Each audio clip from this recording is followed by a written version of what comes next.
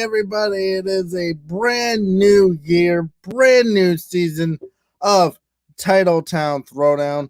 I am your humble host, Nickel Blanc, and it's great to be back. 2021, new adventures, same sports stories, a lot to get to, a lot to unpack. The Patriots' abysmal season is last over. The Bruins are starting back up. The Celtics are going on. The Red Sox are about a month away. So we hope. Boston sports are quickly ramping up again. And, well, as always, I always got a bone to pick with someone. And my bone to pick is with General Manager Don Swenney of the Boston Bruins. Now listen, Don. I get it. You wanted to move on from Zdeno Chara because you wanted to finally get these young defensive core guys going. All right, cool. Totally get it. Absolute 100%. But I saw a quote from you that just really irritated and agitated me to the point, which I wanted to just, it made my stomach sick. Because you said a day after Char made comments of saying the real reason why he left Boston, you come out and said, we offered Z a contract a while ago and he never signed it. Where was this news? Huh? I guarantee you, Zdeno Chara would have signed that contract in blood and this would be a non-story. But no, I never heard about a contract offer. No one heard about a contract offer from you guys. If you to say, oh, well, we offered Zdeno a contract, but he never signed it. Was there even a contract offered? Was there one? I don't know. The Washington Capitals signed Zdeno Chara for only $795,000. All you had to do was offer Chara around that or a little bit more, and he would have stayed. Easy. Now, look, I don't blame Chara for leaving either. All right? Chara's a competitive guy. He's 43, still playing the NHL. Now, look, you can't blame a guy like Chara who wanted to have consistent playing time, have consistent playing minutes consistently. I don't blame him for that. Don Swenney, I'm not blaming you for wanting Chara to take a bit of a backseat role. Chara said that you guys envisioned him being more of a role type player. Playing one game and then have him staying up in the ninth floor for 3-4 games? Just have him practicing? It's like, then why have him? Why have him be your captain if he's barely going to see the ice? Look, I'll give you credit that you named Patrice Bergeron captain today. Smart move, obvious choice, you know. So it's good that you had David Krejci and Brad Marchand as the alternates. Great, awesome. Maybe rotate Charlie McAvoy in there. Maybe have him take on a bit more of a leadership role. But cool. Hey, Bergeron, Marchand, and Krejci, they're your three, besides Tuukka Rask, they are the three members left who played consistently during the 2011 Stanley Cup run. Yes, Rask was there. He was the backup to Tim Thomas. But Bergeron, Marchand, and Krejci of the skaters are the only three players from that team left. Chara was just the latest casualty, right? So looking at this Boston Bruins defensive core right now, I'm sorry, I'm concerned by it. I am really, really, really concerned by the Boston Bruins defensive core. Charlie McAvoy has to step up. That's obvious.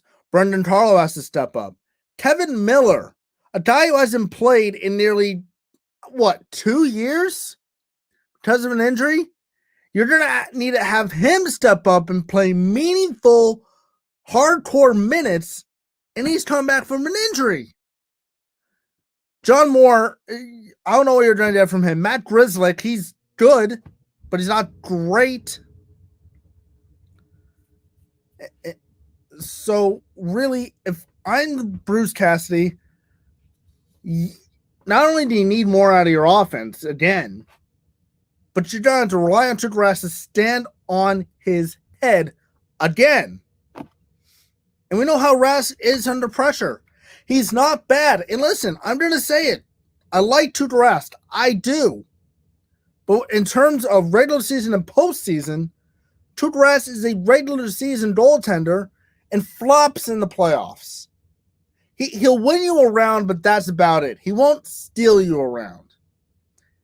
He nearly stole you the Stanley Cup final in 2019. Problem was you could not score at all. You couldn't hit the back end of a freaking barn if it was right in front of you. That's the truth of the reality in game number 7 in 2019. You couldn't hit the back end of a flipping barn. While your goaltender's on the other end taking shot after shot after shot after shot, and he got worn down. And the Blues found the pockets. That's what happened in 2019.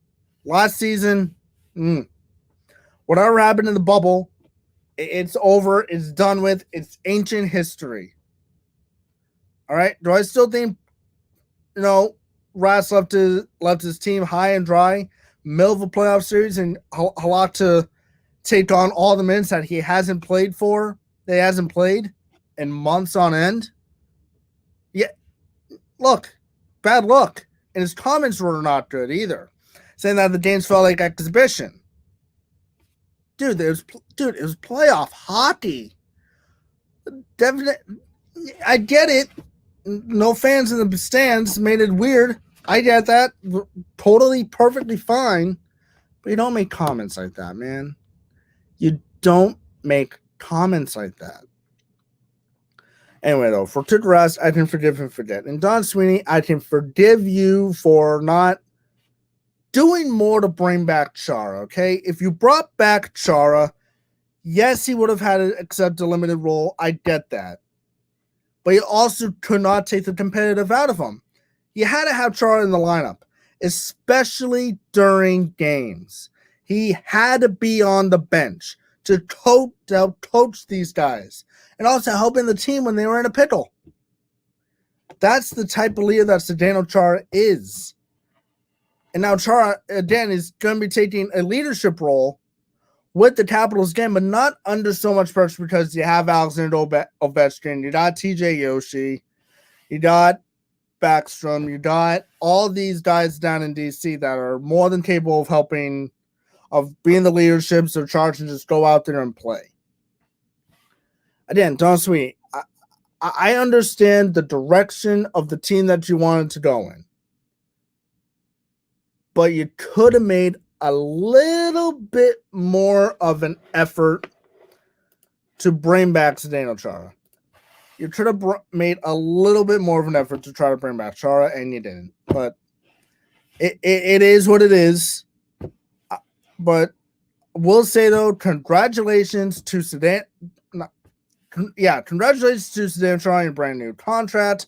Good luck with the Capitals. It's going to be weird facing you 8 times this year, but that's the card we're drawn. That's the card that you're drawn. Nothing we can do. It is the apocalypse.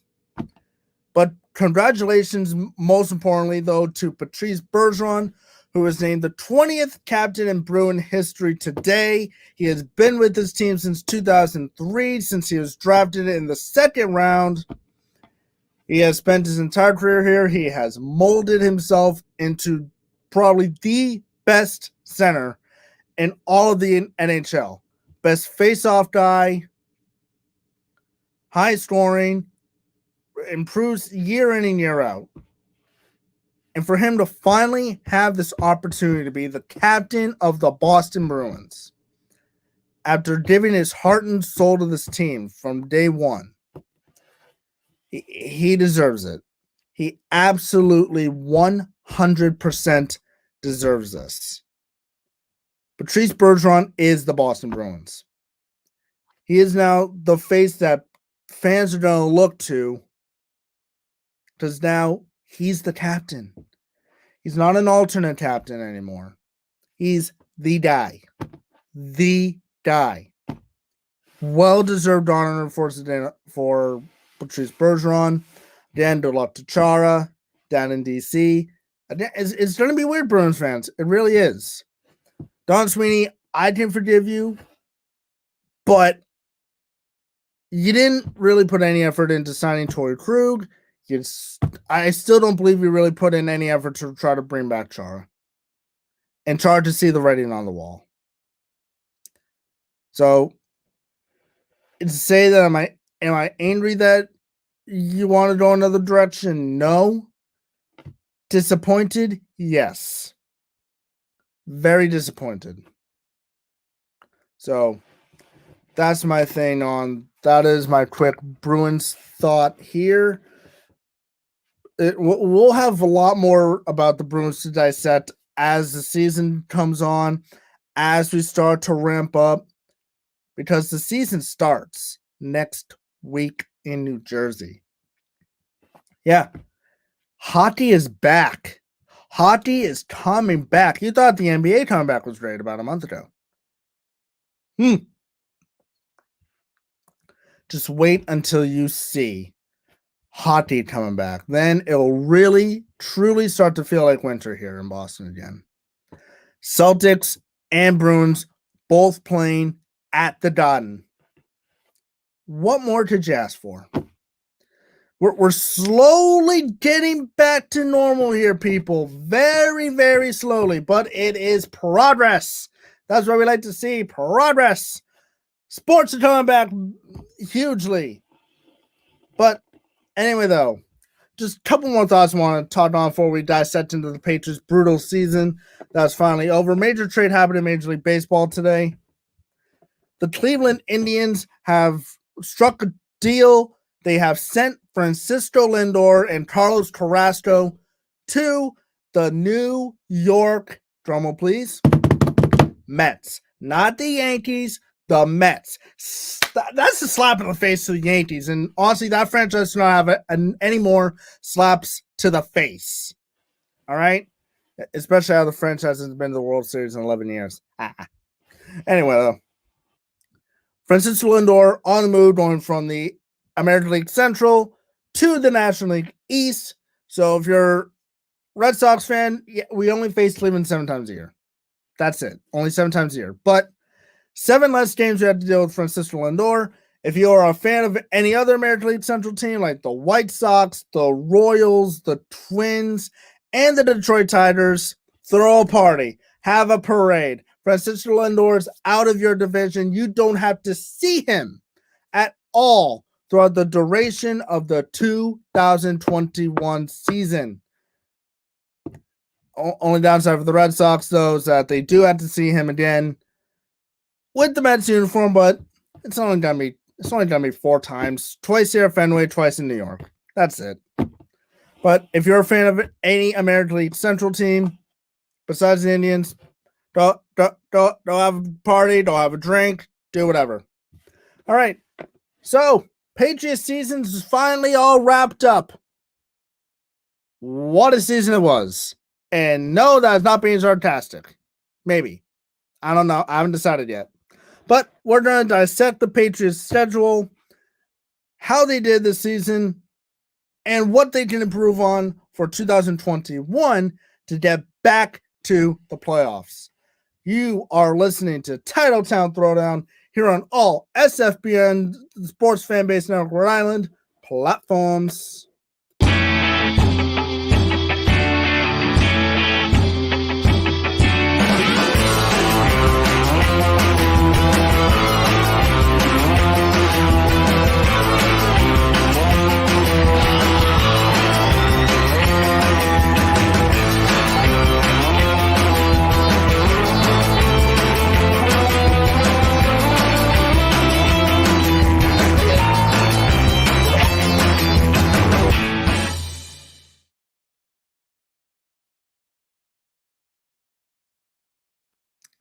And welcome back to TitleTown Throwdown here on all SFBNRI platforms.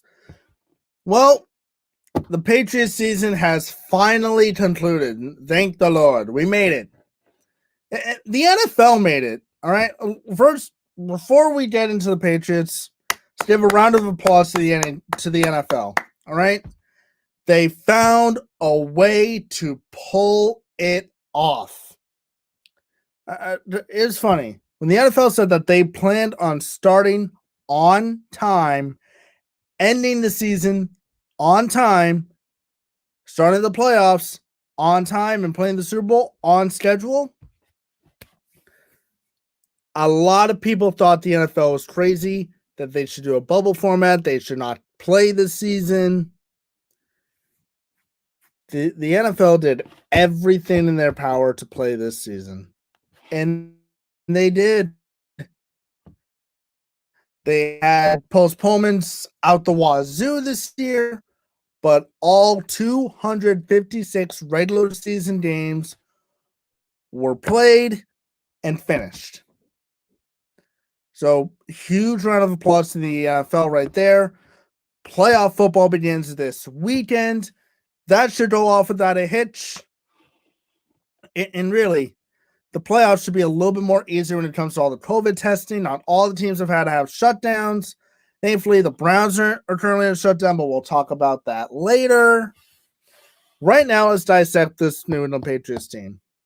Right, off season, you lose Tom Brady. Rob Gronkowski decides to come out of retirement, and you had to ship him down to Tampa Bay to be with his boy Brady. All right, cool beans, great, awesome. You missed out on so many quarterbacks, though. Nick Foles, he got traded from the Jaguars to the Bears. Missed opportunity right there, but whatever. There are other guys available too. Ryan Fitzpatrick, the Dolphins probably could try to swing a trade for him, because we all knew Tua Tagovailoa was going to start at some point. There's just so many other options for quarterback out there. Bill Belichick decided to A, wait till the last minute, as he always does, and B, he signed Cam Newton, which at the time I thought was going to be a great signing. Cam was going to be a great stepping stool until we drive to the next guy, or et cetera, et cetera. Yeah. The first 3 weeks, I say, were pretty good in the Patriots' favor. You nearly beat the Seahawks. You lost to the 1-yard line on a very stupid play call. But you beat the Dolphins, and you beat the Raiders. You were 2-1 through 2 weeks. Well, Brady and the Bucs, they were 2-1 as well, but they're still trying to find their footing. So, but you look at this team, they're like, oh, 2-1, okay, yeah, we're feeling pretty good. Yeah, we're still the Patriots. Yeah, we're still gonna dominate. We're gonna win the East. We're gonna go to the playoffs, and we're gonna face Tommy Boy in the Super Bowl. Yeah, Tommy who? Cam gets COVID. You found out how inept both of your backup quarterbacks are. Cam comes back. You find out just that he's just as inept. Offense couldn't move the football at all, with zero consistently. Cam Newton couldn't throw the ball 2 feet without it getting intercepted, it felt like. And I'm sorry. Cam was just a turnover generating machine this year. Again, I like Cam. I still do. I liked him as a quarterback, but he just turned the ball over and over and over and oh God, look. The Patriots could have easily been 9-7, 10-6. 10 wins could have possibly gotten you to the playoffs. Possibly. You owned tiebreakers. But it didn't. All right, you lost the game to Denver that you probably shouldn't have, because Denver kicked only field goals. They did not score a single touchdown, and yet they beat you 18-12. You got your butts handed to you by the 49ers. You nearly lost to the Buffalo. You barely lost to the Bills. You should have beaten the Bills, but Cam fumbled on the last play, and that's the agitating point. You could have beaten the Bills. 2 wins left out on the table already. So at 2-5, you could have been 4-3. You could have been 4-3 after the Buffalo game. Go to New York, kick the snot out of New York. You're 5-3. You're in good shape to play Baltimore, a game that was played in the freaking monsoon. And you somehow won that game. You somehow won that game. A game they probably should have lost. All right? First half, you played great. Second half, you lulled. It felt like a lullaby. And you could move the ball. The Ravens moving the ball by you. Were able to stop them. That's the only thing that kept it really entertaining. All right? Following week in Houston. Offense moves the ball. Defense laid an egg. Following week at home against Arizona. Cam turns the ball over multiple times. Offense having trouble moving the ball again. Defense steps up. You barely win. Chargers, you absolutely dismantle them. They had 0 chance. You're at 500. You had momentum. Defense, I think, played relatively well against the Rams. Offense, they were able to move the ball.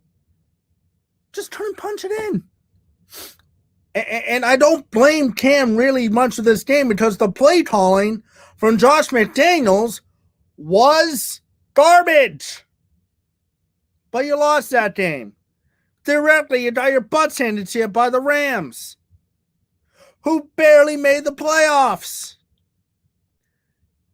So there you are, 6-7. You gotta keep your season alive. What do you do down in Miami? A, you don't move the football again, and second half defense says, I'm gonna take a nap. You're 6-8, playoff hopes dead. And then you allow Buffalo on national television to come in here and just kick your butt up and down the field at will. My Lord. And consolation prize though. You finished 7-9 because you beat the New York Jets, who absolutely screwed up their tank attempt for Trevor Lawrence. And they just fired their head coach again after 2 years. That's how inept that franchise is. Only team you were able to sweep. You split Miami, and you got swept by Buffalo. The first, a team against Buffalo, a team you should have split. So what does this leave us as Patriot fans on this 2020 season? Multiple words to express this season. Awful. Inconsistencies. Ineptitude. And just all around underachieving. And want who underachieved? Cam Newton underachieved. The defense underachieved. The receiving core underachieved, but that's been nothing new for the last 3 years. The coaching underachieved. Yes. And Bill, we trust. He underachieved as a coach. Josh McDaniels underachieved as an offensive coordinator. That's the truth. That is a fact. And that is the reality that we now sit here today. And that now leads us to the narrative. Was it more Tom or was it more Bill? And the answer is obvious. It was clearly more so of Brady. Brady is what helped make this team successful and kept the car moving at a good, nice pace.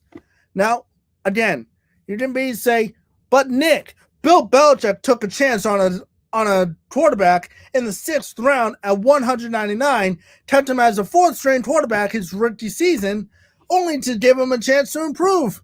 Sure, Belichick gave him a chance to improve and then eventually gave him the keys to the car. And Brady, yeah, Brady does.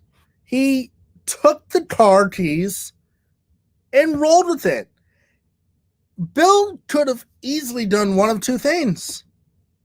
Cut Brady's carcass in 2000, or when Bledsoe recovered, went back to Drew Bledsoe and told Brady to take a seat on the bench and drive the clipboard. He didn't. Because Bill, at the time, did what he felt was right for the team. The team was playing well under Brady, but other than Bledsoe, he had a roll with the hot hand. The Patriots started 0-2 that season when Bledsoe went down. You go 14-3 the rest of the way. You go 14-3 the rest of the way on your way to a Super Bowl. Your first Super Bowl. And at that moment, you knew that Tom Brady was not going to relinquish that starting job. That starting job was Brady's. Bledsoe knew it. The writing was on the wall for Bledsoe that his time in New England was over despite being a first-round pick. Now look, Bledsoe led the Patriots to a Super Bowl. He didn't win it. He was hoping to do the same thing again. Brady took Bledsoe's dream and made it his own. Brady took the keys. He led the team to the Super Bowl. He won the game. He won the game. Bledsoe never did. And Bledsoe, we know, he was pretty successful out in Buffalo, and that's where he ended his career. And now here we are. We said at 2021, the playoffs about to begin, and the Patriots are not participants in it for the first time in 11 years. They don't win the division for the first time in 11 years. The Buffalo Bills won the division for the first time in 25 years. And so, and where's Brady? He's getting ready to play a football game. Tom Brady is still in the playoffs at 11-5 and playing a meaningful game in January. What else do you expect from Tom Brady? Yeah, you expect Tom Brady right now to A, still be in the Patriots, and B, play meaningful games in January, aka the playoffs. Probably wouldn't have the bye this year because Kansas City's just Kansas City. They're a wagon. No one's stopping Kansas City, okay? In all honesty, Kansas City is just the best team in the National Football League. I don't care how you shape it. He is the best team they are the best team in the National Football League right now. So here's what really needs to happen with the Patriots. You need to get yourself a quarterback. You need to get yourself a receiving core. Get yourself a top-notch tight end. Beef up that offensive and defensive line a little bit.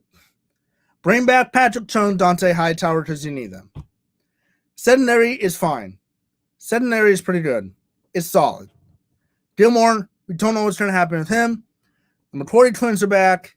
J.C. Jackson's still turning into his own. Kyle Duggar to be something. We don't know. But bring back Hightower and Chung. Chung still solidifies that defensive route that you need. And Dante Hightower helps with the pass rushing. Defensive line, and you need to overhaul this offense. And look, quarterback options, there's plenty to choose from. Whether you have the assets or not, you got to try it. Deshaun Watson's going to be available. Most likely, he's going to request a trade. Ryan Fitzpatrick will be available. Matthew Stafford will be available. Carson Wentz will be available. Nick Foles will probably be available. Same with Mitchell Trubisky. So many of these guys are going to be available. It depends whether you have the assets or not. I'd stay away from Wentz personally because A, his injury history, and B, his contract is just so bad. His contract is just so bad. Oh, God. Stafford, okay, sure. Foles, I'll take a chance on. His contract also sucks, but he's not a bad quarterback. Should we take another flyer out on Cam? Probably wise that we don't, but don't rule it out. I would not rule out a Cam Newton return for 2021. I wouldn't rule it out. So, what have we learned? The Patriots had a lot of ineptitudes and inconsistencies, while Brady was down in Tampa Bay having a blast.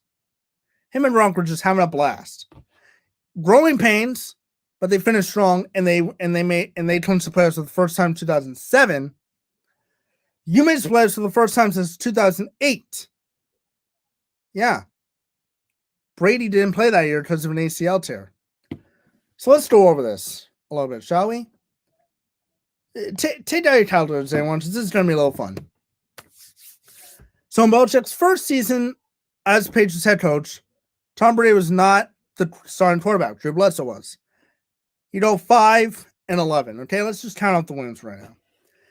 Brady takes over. You win 11 games. All right, let's just go.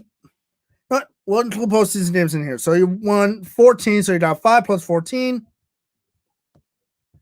You're already up to 19. All right. Following season, you win 9 games.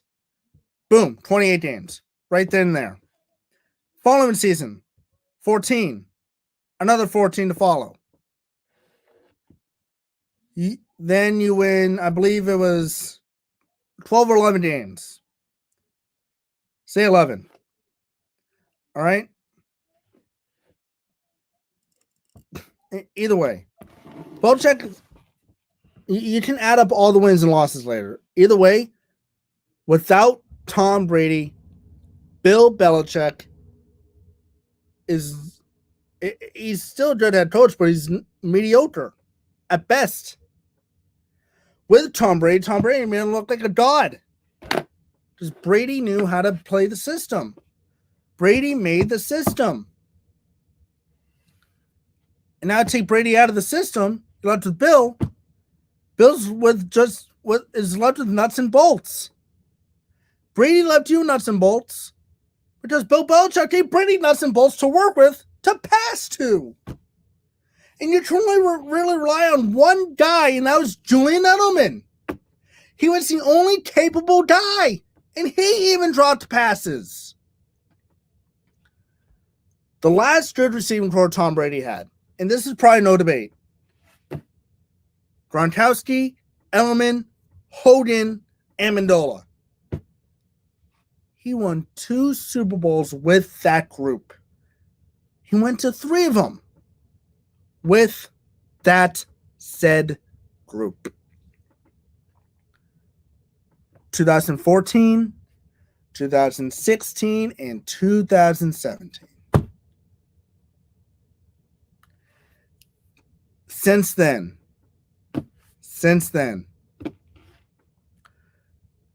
wide receiver, garbage. Tight end, crap. Because Gronkowski was not the same guy. And what's changed now? Quarterback, crap. Wide receiver, crap. Tight end, crap. No, actually, no. A piece of poop. That's what the tight end core is. So quarterback, garbage. Receiving core, bad. Stinky. Tight end, piece of flipping poop. That's how bad this offense is, and it needs to be fixed. And guess what, Bill and Patriot fans? Nick Caserio is gone. He's now in Houston. After the Patriots blocked him from going to Houston last year, he's now going to Houston to be the GM, where he's going to build a team himself.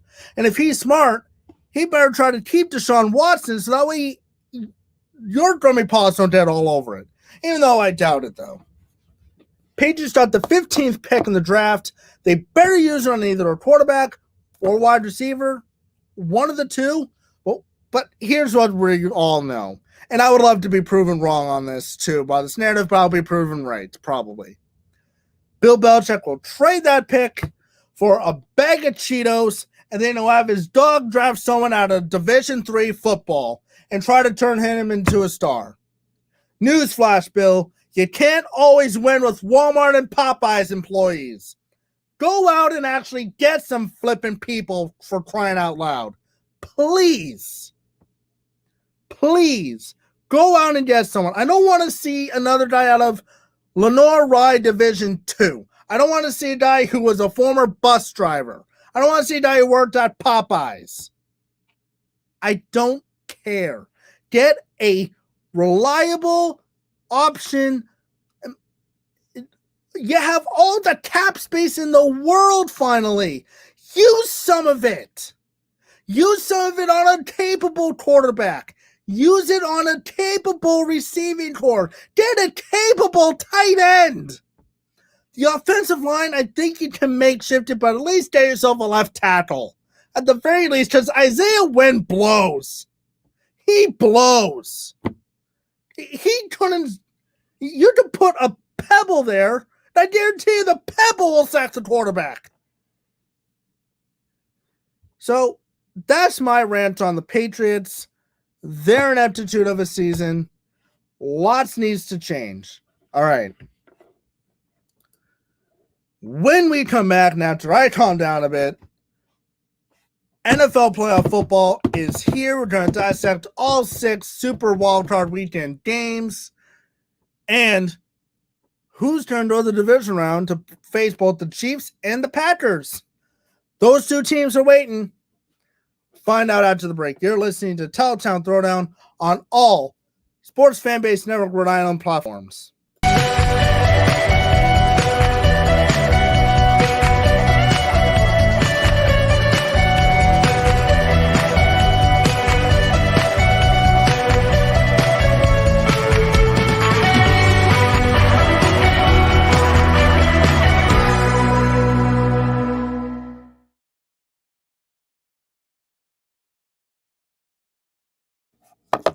Welcome back to TitleTown Throwdown. It is my favorite segment. Everyone, I really do hope this is your favorite segment. Nick's Picks. Here we go. We are going to give you all of the week's picks here in one setting. Well, Super Wildcard Weekend is upon us. The first time the NFL has expanded the playoff field. Only one team from each conference got a bye week. So the Kansas City Chiefs at 14-2, they earned the bye week out of the AFC, and the Green Bay Packers at 13-3, they earned the bye week in the National Football Conference. So that still leaves 6 other teams who have to play a game on Wild Card Weekend, and this is going to be fun. This is going to be fun. So a little bit of news. Jared Goff has questionable after having surgery on his thumb for the Rams and Seahawks. So that is yet to be determined. But let's get into some of these games. All right. On the Saturday window, the first of our 2-day triple header, we got the 7-seeded Indianapolis Colts taking on number 2 Buffalo Bills. The Bills are playing their first home playoff game since 1996. The apocalypse has happened, everyone. The Patriots aren't in the playoffs, and the Buffalo Bills have a home football game. That was 2020 in a nutshell. All right, so 11-5 Colts and the 13-3 Buffalo Bills. This might be a good game for about maybe a half. Look, I like Josh Allen a lot. I think he's drastically improved. Philip Rivers, he's still a good quarterback. However, let's be honest, though. Philip Rivers is good for 2 picks a game. One of them is always at the worst possible time. All the time. Now, look, Buffalo, young, inexperienced team. I hope they learned something from the Texans game last year in Houston when they absolutely blew it.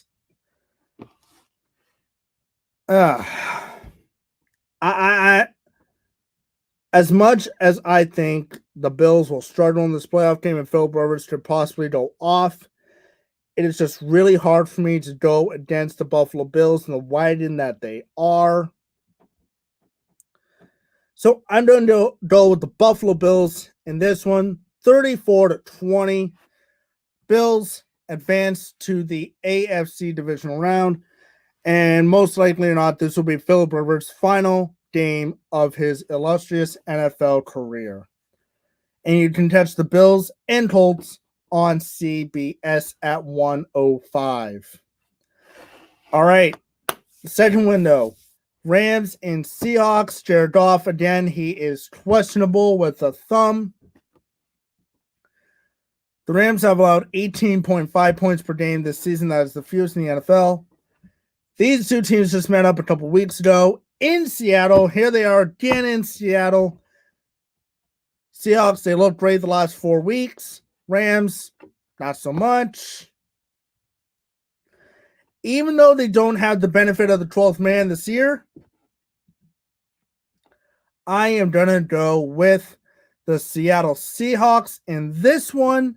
I just think that Russell Wilson is going to be too much. That defense is going to be too much for Goff or whoever the hell they have at quarterback. And if it's not Jared Goff under center, the Rams are not going to perform too well. So, Seahawks go to the NFC divisional round. Rams go home. All right, the Saturday night window, you can catch this game on ABC. Not ABC, NBC. The 11-5 Tampa Bay Buccaneers go to Washington to play the 7-9 NFC least division champion Washington football team. Tampa's first playoff appearance since 2007. Look, this really should not be close. This won't be a close game. I don't think it should be a close game. Here's the thing, though. Washington has no quarterback. They have no offense. Tampa has Tom Brady and a slew of weapons. And Evans, Godwin, Gronkowski, Brait, Brown. The really only threat on Washington is Terry McLaurin. That's about it. Now, Tampa Bay's defense isn't the greatest. Washington's defense, led by rookie Chase Young, pretty solid. Their secondary, though, it's up in the air. So that's where I think Brady and company will have a bit of a field day. This game really should not be close. Oh, by the way, final score of the Rams-Seahawks game, that'll be 34-17. I expect this to be a blowout between the Buccaneers and the football team. Give me the Bucs 38-7. I'll be generous to Washington. They got a touchdown late, but evidently this shouldn't be close. They're an NFC East team. What team in the NFC East actually really did well? All right, the Sunday slate, ESPN. The game of the weekend, all right? The game of the weekend, the 11-5 Rams, 11-4 Titans. The road team is 4-0 all-time in the postseason history between the two teams. This will be a 3-point game. This is going to come down to the foot of either Justin Tucker or Steven Gostkowski. Now, look, Lamar Jackson, he's a great runner, passer. He's not bad. His arm's pretty good. His accuracy is up and down. He has a tough time reading the defense. The Titans have Derrick Henry. This is going to be an offensive explosion type of game. 3-point game. 37-34 Titans. I'll go the Tennessee Titans in this one. But it will be a close game. Probably the best game of the entire weekend. All right. Sunday at 4:40, it is the Bears and the Saints, the 8-8 Bears, 12-4 Saints on CBS. You can also catch this game on Nickelodeon. For whatever reason, I don't have a freaking clue why the hell this is on Nickelodeon, but whatever. Again, this game really shouldn't be close. The Bears just barely snuck in. Drew Brees, most likely this is his swan song or is his swan song. Chicago has lost 6 straight games to New Orleans. They haven't won a game since week 15 since 2008. So, again, this really shouldn't be close. So, with the combination of both Brees and Taysom Hill taking snaps and Hill running the ball around, Alvin Kamara, if he's available, he should be able to run all over this defense. Give me the Saints 41-16. 41-16. The game should not be close. All right, the Sunday night game to wrap up Super Wildcard Weekend on NBC.